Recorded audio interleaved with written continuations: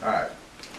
Morning, and thank you for coming today. You know, during the past 2 weeks, our officers have responded now to more than 70 automobile break-ins in the city. These break-ins have typically occurred between 11 p.m. and 5 a.m. and are primarily happening in our south side of the city. Suspects have taken anything of value, including electronics, loose change, phones, tablets, computers, and unfortunately, guns. Lots of guns. During the number of break-ins, victims admit that they did not lock their cars or were unsure if they did lock their cars. I'm here today to remind our citizens to properly secure your valuables in your cars. Remove loose change, purses, electronics from your cars. Put away chargers or anything that might lure these suspects to your vehicle. Keep your car parked visible in well-lit areas. Make sure that the vehicle alarm is working, and if it goes off, please don't ignore it. And lastly, don't leave guns unattended in your cars. To date, approximately 31 guns have been stolen from vehicles here in the city. Since 2014, approximately 200 guns have been stolen from vehicles in the city, mainly from unlocked vehicles. Be a responsible gun owner. Do not leave firearms in your vehicle. This year alone, an additional 31 illegal firearms are now in the hands of criminals, which easily could have been prevented had you removed your firearms from your cars. During the past few years, during the past few days, we have released some video clips of suspects committing these crimes. We need your help, the media, to help identify these suspects. We believe that there may be 2 or 3 white males working together in their 20s or 30s. They're wearing hats, gloves, and carrying backpacks, and maybe using bicycles as a mode of transportation. We're asking our local media to keep these video clips out there on websites and on your social media sites. We ask anyone with information about these crimes or the identity of one of these suspects to use our text-to-tip line or call us at 910-343-3609. Secure your vehicles, remove your valuables, and please do not leave your firearms in your cars. 200 guns since 2014 are out of the streets, which are could have been preventable. Thank you, and I'll take some questions if you have any now. Did you say 200 guns since 2014 have been stolen from vehicles? Cars, from vehicles. 200 guns since 14 are on the streets. All right, that's not counting the amount of guns, which are about 505 that have been stolen, to include residences that are out on the street. Be responsible gun owners. Secure your weapons. People say, where are the guns coming from out there? They're coming from your cars and your homes. Secure your weapons. Could a gun owner be held criminally liable, do you think, if they're for not securing a weapon that then is later used in a crime? In this particular state, there are some states that do have statutes to address those issues, but in this state there's not a statute to address that. And do you know, I know that the sheriff's office has been having some burgs. Do you know if those?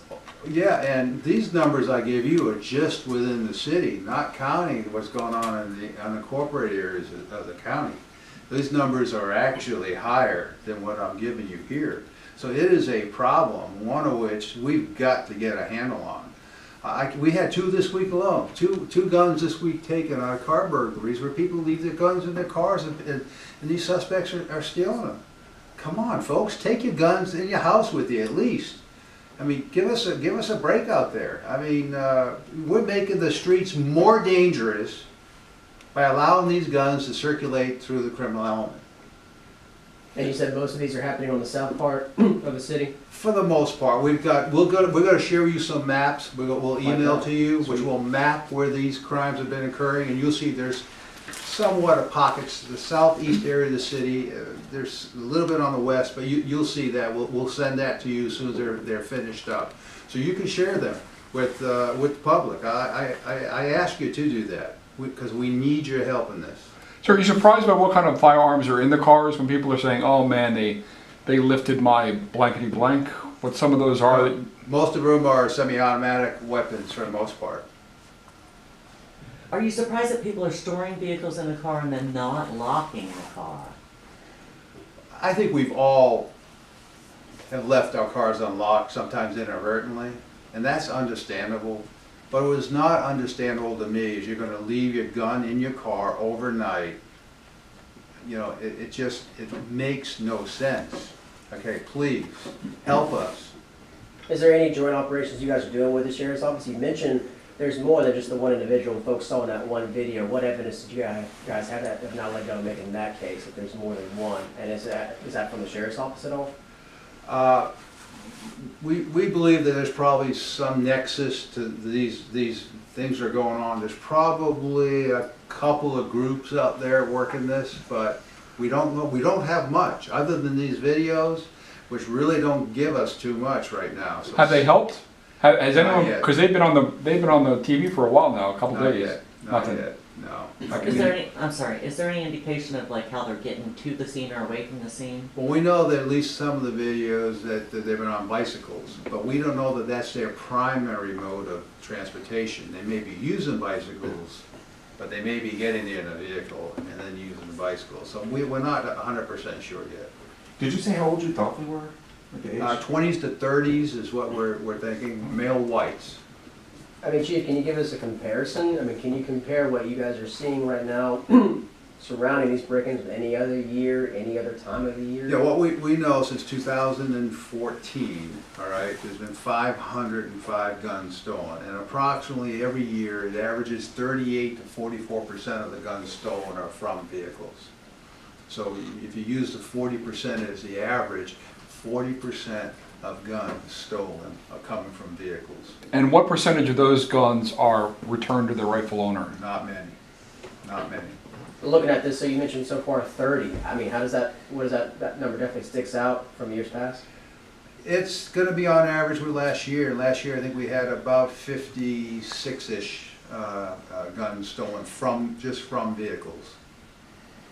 Best advice for someone besides locking their car, is it easy for them? Do most people say, this is my gun, here's my permit, here's my serial number, go find it? Or are you surprised how many people have lost track of that kind of information as well? At times we do struggle with getting some data on some of these weapons. But most of these are legal guns in people's hands legally.